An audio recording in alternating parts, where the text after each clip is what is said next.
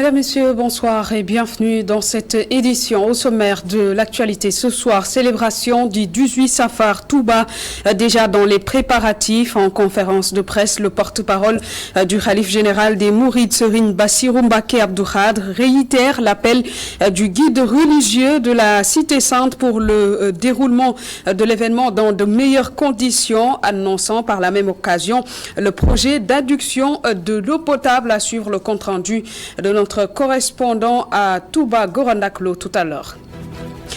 Expresso licenciement d'une cinquantaine d'agents pour raisons économiques. Les concernés dénoncent des manœuvres malsaines de la direction du troisième opérateur de téléphonie mobile. En sitting ce lundi matin, les agents exigent des informations sur la santé économique de la boîte. Des précisions à suivre dans ce journal. Absence de réseau d'assainissement, les résidents de la Cité des Acquis ont marché pour exiger du promoteur Thélium le bouclage des travaux d'aménagement de la cité. En effet, depuis le début de l'hivernage, la Cité des Acquis est sous les eaux. Un reportage à suivre tout à l'heure. Construction d'un complexe hôtelier au bord de la plage Anse-Bernard. Ce groupe de citoyens contre la privatisation de l'un des sites historiques du plateau encore accessible. Pour rappel, cette plage a fait l'objet d'un déclassement depuis l'année 2017. Dossier à suivre en fin d'édition dans la rubrique Enquête du lundi, signé Hassan Gueye.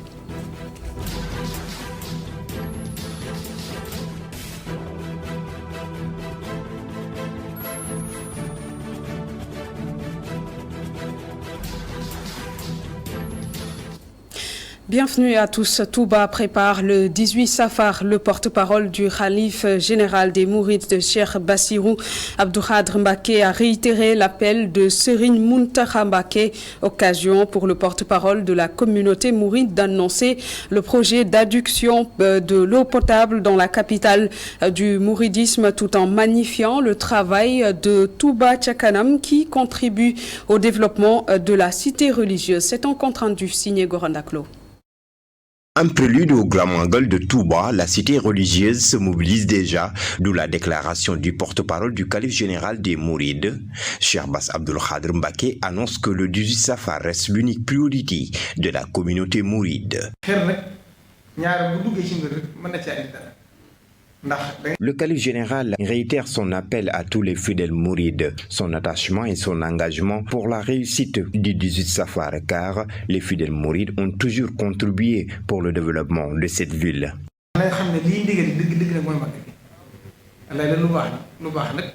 Ainsi, le porte-parole du calife général des Mourides réitère à nouveau le projet d'adduction d'eau potable dans la capitale du mouridisme. Il y a moins de 15 jours, Serigne Mountakha m'a dit qu'après l'université de Touba, l'adduction d'eau potable s'en suivra, car faire couler le liquide précieux est un souhait de Borom Touba. Concernant les inondations à Touba, Cheikh Bassirou Abdou Khadre Mbacké, d'où l'engagement de l'association caritative Touba Ca Kanam qui, selon lui, abat un travail remarquable. Nous avons constaté que Touba Ca Kanam a posé d'importants jalons pour assurer l'assainissement de Touba, car nous avons noté des améliorations. Touba prépare activement la commémoration du départ en exil du vénéré père fondateur du mouridisme, d'où l'appel de Serigne Bassirou Abdou Khadre Mbacké à la Oumma islamique à se mobiliser. Et toujours lors de ce face-à-face avec la presse, le porte-parole du khalife général des Mourides a déploré le comportement de certains commerçants qui ont augmenté de manière abusive le prix de l'oignon. Cheikh Bassirou Abdou Khadre Mbacké a invité les commerçants à soutenir les populations. Voici ses propos au micro de Gorandaklo.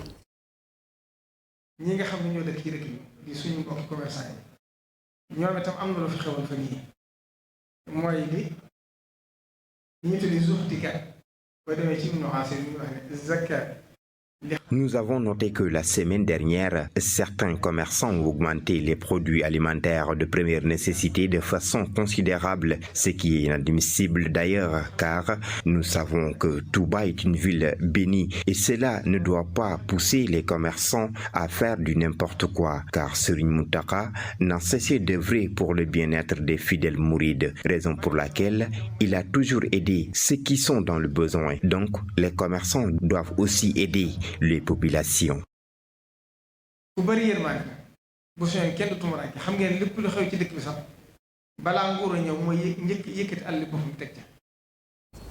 Justement, cette pénurie d'oignons, on en parle à Louga. Les populations demandent de l'aide. Cette denrée se fait désirer dans les marchés de cette localité. La faible quantité détenue par certains commerçants n'est pas du tout de qualité. Les autorités locales sont interpellées par les consommateurs. C'est un reportage de Sekou Diallo. L'oignon est le produit le plus rare sur le marché à Louga et le peu de quantité d'oignons trouvés sur le marché est de mauvaise qualité et il est vendu à des prix exorbitants. L'oignon est trop cher ici à Louga. Nous allons jusqu'à Porto pour l'acheter. Et auparavant, le kilogramme était à 75 francs CFA. Et aujourd'hui, nous l'achetons entre 250 et 400 francs CFA, prix bord champ, parce que la production locale est épuisée. Et nous sommes également obligés de payer le transport. juróom fukk démb na dañoo monté seen soble nee nañ soble daa jeex amul ñu jëndee ko ci àll bu ñuy wax Pout lañ ko jëndee ci kaw bascule 400 francs. Les commerçants sont obligés de vendre en détail et les 3 petites pièces sont vendues à 100 francs CFA. Nous n'avons que ces petites pièces d'oignons et le kilogramme est vendu à 300 francs. D'autres vendent à 800 francs CFA le kilogramme et les clients sont obligés de l'acheter. Une situation très difficile pour les clientes.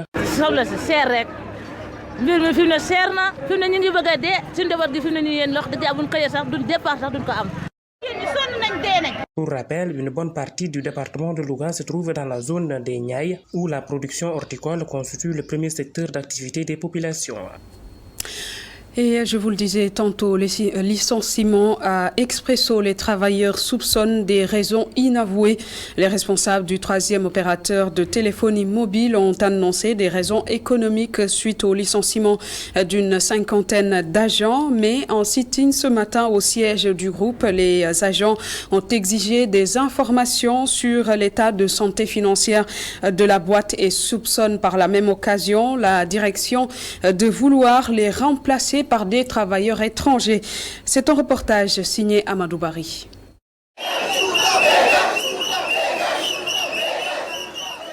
T-shirts et brassards rouges et ayant des banderoles sur lesquelles sont inscrits des slogans hostiles à la direction, les travailleurs du 3e opérateur de téléphonie mobile du Sénégal, Broie du Noir.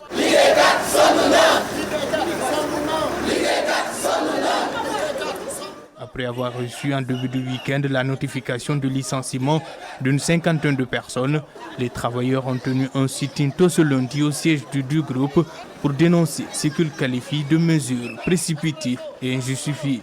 Je ne vois dans aucun pays une société qui peut s'autoproclamer en faillite sans pour autant justifier cette même faillite. Je ne peux pas comprendre qu'une direction aille au niveau de l'inspection du travail, parle de licenciement pour motif économique sans pour autant en étayer ses propos. C'est une situation catastrophique ce qui se passe. Nous n'avons jamais vu pareille situation dans ce pays. Une faillite se justifie. Il y a les états financiers qui peuvent en attester. Cette société est bien solvable. Nous n'avons jamais eu de retard de salaire. Nous n'avons jamais eu de problème. Le syndicat soupçonne plutôt des motifs inavoués pour remplacer les travailleurs sénégalais par des expatriés. On soupçonne un remplacement des Sénégalais par des Soudanais. Il n'y a pas autre chose. On a vu des directeurs qui ont été vraiment mis au frigo au profit de Soudanais, de consultants.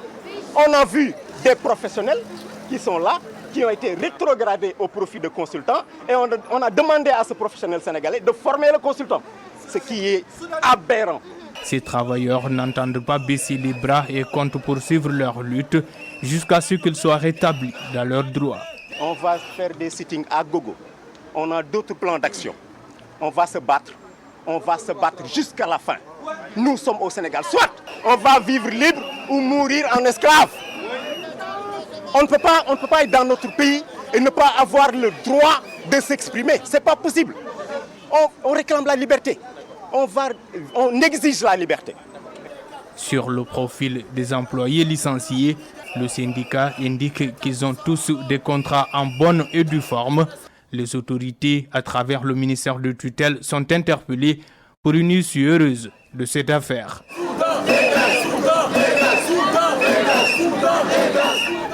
Reparlons de la délocalisation des services de l'hôpital Aristide Le Dantec. Le hangar des pèlerins devra recevoir des dialysés du dit hôpital. Le carrefour médical chargé des installations est à pied d'œuvre. L'aménagement du bâtiment est presque fini et dès ce mercredi 24 août, les malades pourront rejoindre les lieux.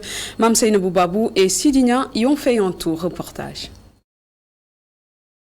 Des va-et-vient incessants, des tapis au sol. Le hangar des pèlerins, désormais centre de dialyse, est fin prêt pour accueillir les patients de l'hôpital Aristide Le Dantec. Des salles équipées, matelas, générateurs de dialyse, téléviseurs occupent certains box. Devant chaque portail, un lavabo. À ce jour, l'unité de traitement d'eau qui est derrière moi est terminée. La boucle d'eau de dialyse est terminée. Une partie des machines est acheminée ici, testée. Et on a fait le prélèvement de l'eau pour l'analyse physico-bactériologique avec un laboratoire de la place. Il ne reste que quelques réglages. Le directeur de développement de Carrefour Médical assure que le deadline sera respecté. Qu'il ne reste que quelques petits travaux de tapis au sol pour pouvoir transférer le reste des équipements sans créer une rupture de traitement. Je m'explique. On va acheminer tout le matériel ici avant le 24. Les malades, à partir du 24, ils pourront faire leur dialyse ici et il n'y aura pas de rupture. L'essentiel des travaux a été bouclé. Il ne reste que plus que quelques générateurs de dialyse à acheminer au hangar. Les malades pourront rejoindre dès ce 24 août leur structure d'accueil. Les inondations sont également toujours d'actualité. Depuis les premières pluies, la cité des Acquis de Bambilor est sous les eaux à cause de l'absence de réseau d'assainissement. Oui, les résidents de ces cités ont manifesté pour exiger du promoteur Telium de respecter ses engagements en bouclant les travaux de voirie engagés et également l'aménagement de la cité des Acquis. C'est un reportage signé Babacar Sek. Les résidents de la cité des Acquis en Bambilor vivent un véritable calvaire depuis le début de l'hivernage. Ils dénoncent l'inexistence d'un réseau d'assainissement et de la voirie. On n'en peut plus, on est fatigué. Nos enfants sont fatigués. Ils n'ont pas d'espace pour jouer, on n'a pas de route pour faire passer nos voitures, encore moins pour garer nos voitures devant chez nous. Ce n'est plus possible. On a grugé des millions pour acheter nos villas, pour être dans un minimum de confort. Ce confort-là est en train de se transformer en horreur. Et ce n'est plus gérable, ce n'est plus acceptable. Les voiries sont mal faites. Assainissement, il n'y en a pas, on n'en a pas. La sécurité, les espaces de loisirs et de culte font défaut dans la cité où les résidents sont exposés au danger. C'est inadmissible. On ne peut pas vivre ainsi. On ne peut pas vivre dans cette situation. Quand ils nous montrent des maquettes, on a l'impression qu'on vit aux anges. Et quand nous venons ici, on voit d'autres réalités. La face qu'on nous montre et ce qui se trouve ici, c'est diamétralement opposé. Donc nous ne sommes pas d'accord sur ça. Et on avait pris des engagements, on a versé notre argent. Donc c'est à lui de respecter les engagements qu'il avait pris vis-à-vis de nous. La cité n'est pas assainie, on n'a pas d'assainissement. Il y a de l'insécurité. On a des soucis au niveau de l'éclairage. Donc, il y a pas mal de soucis qu'on peut citer ici, à la cité des Acquis. Et ce n'est pas digne vraiment du nom d'une cité. Une cité ne doit pas être comme ça, franchement. Mais actuellement, nous sommes tous en danger. Nous sommes tous en danger, surtout les enfants. Moi, l'autre jour, on a tué un serpent devant notre maison. C'est inadmissible, nous sommes tous en danger. Les résidents de la cité des Akis ne veulent qu'une chose, le respect des engagements du promoteur Telium pour enfin avoir un meilleur cadre de vie. Et l'autre cité toujours sous les eaux, c'est la cité Bellevue où les habitants n'en peuvent plus de cette situation. Certains qui se retrouvent bloqués par les eaux se mettent désormais en mode télétravail. Et malgré l'appui des sapeurs-pompiers sur place, la situation reste invivable pour les résidents. Ils réclament des solutions pérennes. C'est un reportage signé Mamadoussi. À l'entrée de la cité Bellevue, les bruits des motopompes nous accueillent. Les habitants doivent patauger pour accéder à leur domicile. Avant de se rendre à son lieu de travail, Khadinian Silla évacue tous les jours l'eau dans sa maison. Une routine désormais. Tous les matins, donc toutes les maisons ont des pompes immergées dans leur cours pour évacuer l'eau. Nous sortons avec des bottes, des sandales pour pouvoir enlever les bottes pour pouvoir conduire, une bouteille d'eau pour nettoyer les pieds. C'est ce que nous faisons tous les matins. Et moi, il m'arrive de travailler de la maison, heureusement, mais parfois vous avez besoin d'aller quand même au bureau et vous êtes obligé de traverser comme aujourd'hui l'eau. 17 ans après, la cité est en train de retrouver ses vieux démons. Mam Khadi Badian s'indigne. Elle révèle que certains habitants ont dû quitter leur domicile. L'État a construit le mur et depuis lors, rien n'a été fait. 17 ans après, nous vivons le même calvaire, pire même. Il y a beaucoup d'habitants qui sont partis en attendant que la situation se stabilise. Dramesek est obligé de faire demi-tour. Lui qui voulait rendre visite à sa tante doit désormais se contenter d'un appel pour prendre des nouvelles. Et c'est triste aussi que j'arrive à côté de la maison de ma tante et que je ne puisse pas la voir. Je ne peux pas accéder. Je suis obligé de retourner, mais heureusement qu'il y a une fille qui est à la maison, je l'ai appelée, elle m'a donné ma tante, j'ai parlé avec elle. 17 ans après, on ne trouve pas de solution. Mais c'est impensable, c'est inadmissible. Un raccordement à un système de canalisation, c'est le souhait des habitants de cette zone. La situation a trop duré aux yeux de Khadinian Silla. Ce qu'on demande aujourd'hui, c'est une solution pérenne, une solution structurelle. Et ça fait 3 ans que nous alertons. Mais aujourd'hui, je vous dis que nous avons 3 sorties d'ONAS du côté de l'écoute Sainte-Marie de Anne et derrière le mur. Pourquoi est-ce qu'on ne peut pas nous raccorder à une station d'évacuation des eaux pluviales? Pourquoi? Nous n'avons pas de situation maîtrisée. L'eau continue d'occuper les rues de la cité Bellevue malgré la présence des sapeurs-pompiers. Un collectif pour la défense de cette cité a vu le jour. Ses membres entendent porter les revendications des habitants pour que cette situation change. Et pendant ce temps, le ministre de l'Eau et de l'Assainissement était en tournée dans le département de Rufisque pour évaluer et trouver des solutions concrètes pour l'évacuation des eaux vers le lac Rose. Pour ce faire, des ouvrages sont à l'étude dans le cadre du plan Orsec. Les explications du ministre Serine Beicham au micro de Babacar Seck. Nous avons constaté qu'en réalité, ce qui avait causé les inondations dans ces cités oasis et de Kounoun, c'est l'obstruction de la voie naturelle d'eau. Il n'y a pratiquement pas de pompage. Il n'y a que le reprofilage de la voie naturelle d'eau. Et au niveau de la cité Taoufer, il y avait des menaces de débordement du lit.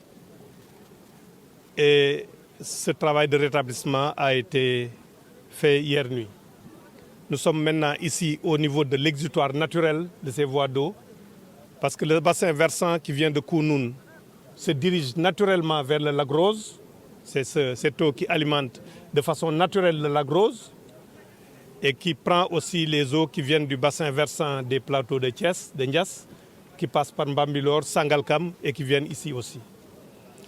Donc ce que nous avons constaté, c'est qu'il faudrait restituer la voie naturelle de l'eau et cela va nécessairement concerner la remise en cause de certains lotissements.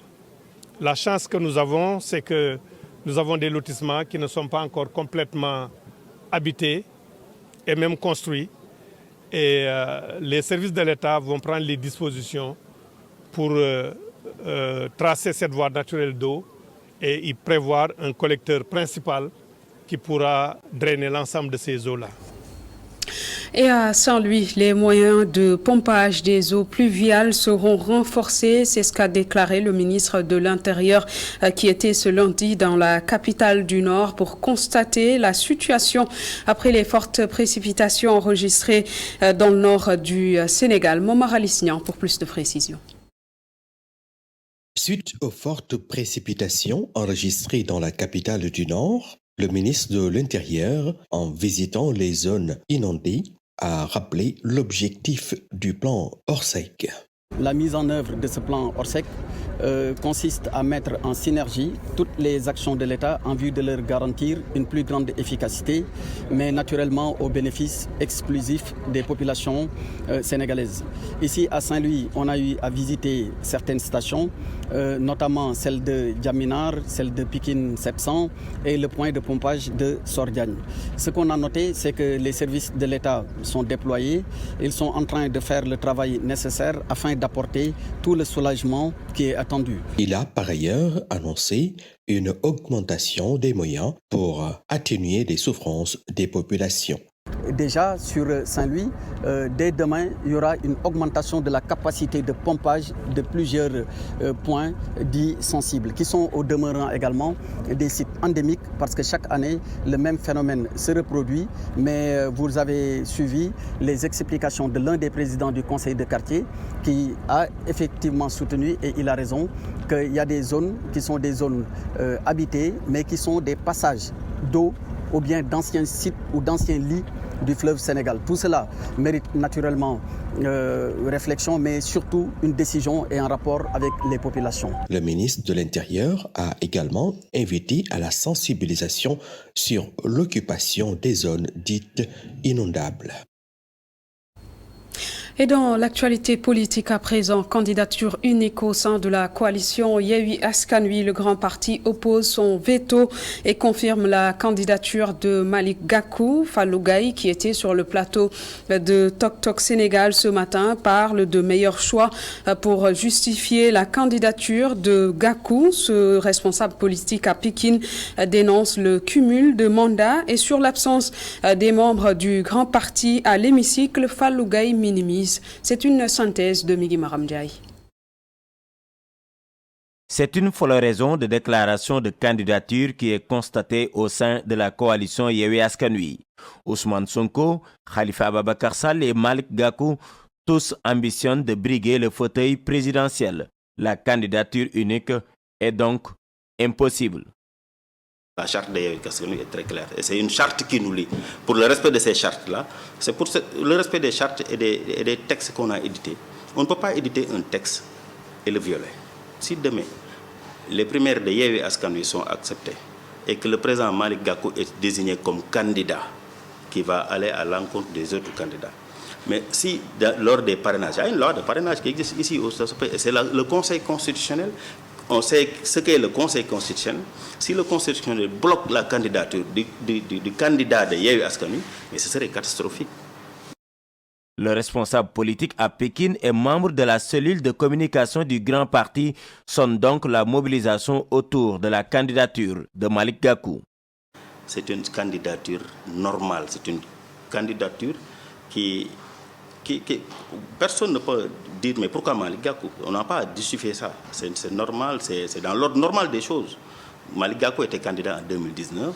Malick Gakou a un parti qui fonctionne normalement, un parti qui est bien représenté dans ce pays. Donc la candidature de Malick Gakou, c'est une candidature qui est tout à fait normale. On n'a pas à justifier ça. C'est une candidature, c'est l'une des candidatures les plus plausibles de toutes les autres candidatures. Pas d'unanimité sur la question de la candidature unique, sur le cumul de mandats également. Oui, le cumul de mandats, tout le monde en parle, mais vraiment, je suis sûr que bientôt, ce sera plus possible dans ce pays. Parce que aussi, les chantiers sont énormes et une seule personne ou quelques personnes, tout simplement, ne peuvent pas centraliser tout le travail et le faire pour l'intérêt de toute la population. Il y a des cadres, il y a des gens qui sont compétents dans ce pays. On doit pouvoir, et surtout il y a une flambée de jeunes maintenant qui émerge, on doit pouvoir leur donner leur chance de pouvoir servir leur pays. Même s'ils ne servent pas avec expérience, qu'on puisse les mettre dans les bonnes positions pour qu'ils apprennent à servir leur pays. Le grand parti, qui s'est retrouvé sans député, tire cependant un bilan satisfaisant de ces dernières élections.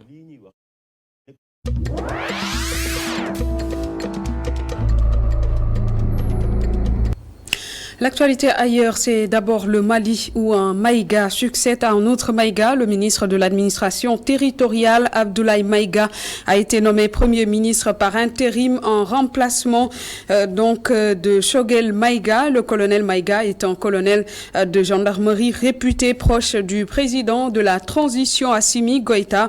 Même s'il n'était pas membre du CNSP, le colonel Maïga se décrit lui-même comme ayant un souci constant d'efficacité. Et puis au Kenya présidentiel, Raila Odinga a déposé un recours devant la Cour suprême entourée des cadres de sa coalition. Elle est allée en personne déposer ce recours, le troisième d'une présidentielle à la Cour de justice de Milimani. Le verdict est attendu sous 14 jours, notamment le 5 septembre au plus tard. Les différents points que Raila Odinga a choisi d'attaquer sera dévoilé lors des audiences.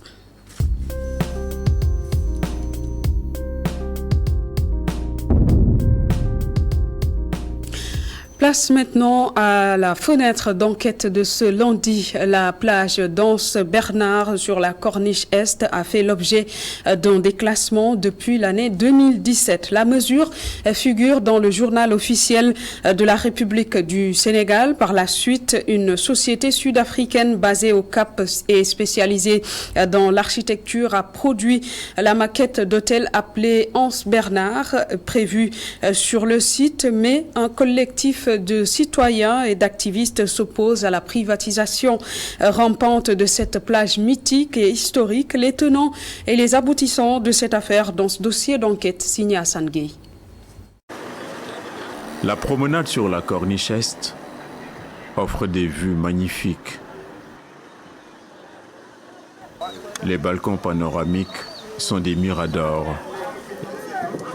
Le rocher de Gorée est un décor immuable.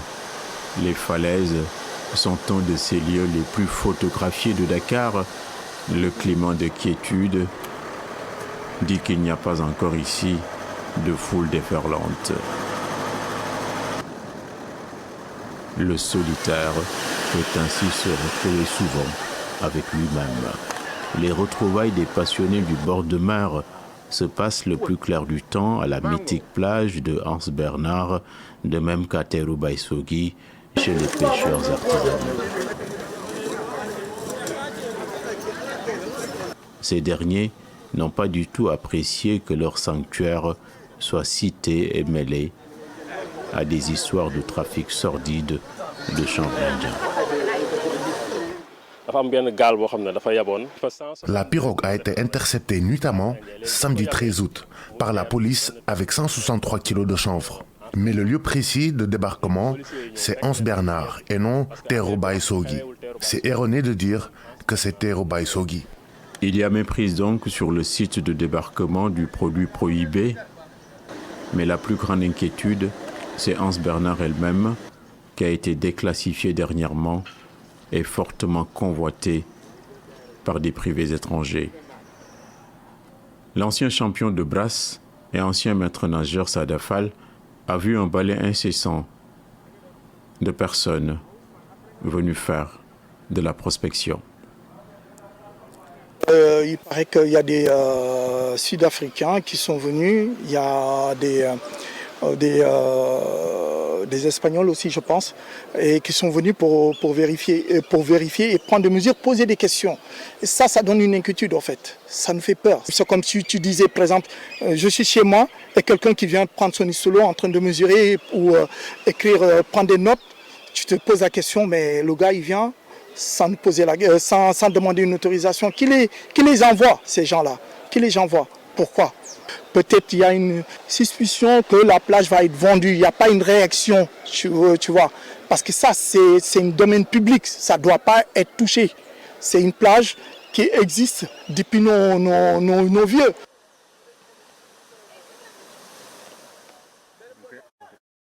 Le président de l'entente des mouvements et associations de développement EMAD et spécialiste du Cap-Vert confirme toutes ces allégations. Les Sud-Africains ont planifié bel et bien un projet d'hôtel sur le site. Un courrier d'interpellation marquant la surprise des défenseurs du littoral a été adressé au chef de l'État. Lorsque nous avons eu écho du déclassement de l'assiette foncière de Hans Bernard, nous avons fouillé les archives, nous sommes allés nous documenter pour voir la signification et comprendre de ce déclassement. À notre grande surprise, nous avons eu l'information que le site devrait être vendu à des privés sud-africains, en l'occurrence la société Saota. Nous avons vu les plans, nous avons vu les prévisions, alors automatiquement nous avons convié une assemblée générale. La vague des convoitises pourrait toucher également l'ancien palais de justice du Cap Manuel, bardé en ce moment de caméras de surveillance. Toute prise de vue y est interdite. Le vigile vient s'interposer aussitôt la caméra allumée. Comme à Hans Bernard, il y a anguille sous roche à l'ancien palais de justice de Dakar.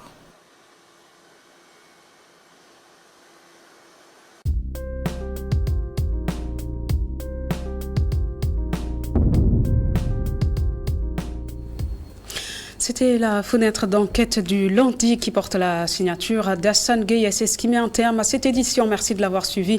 Excellente suite des programmes sur ITV.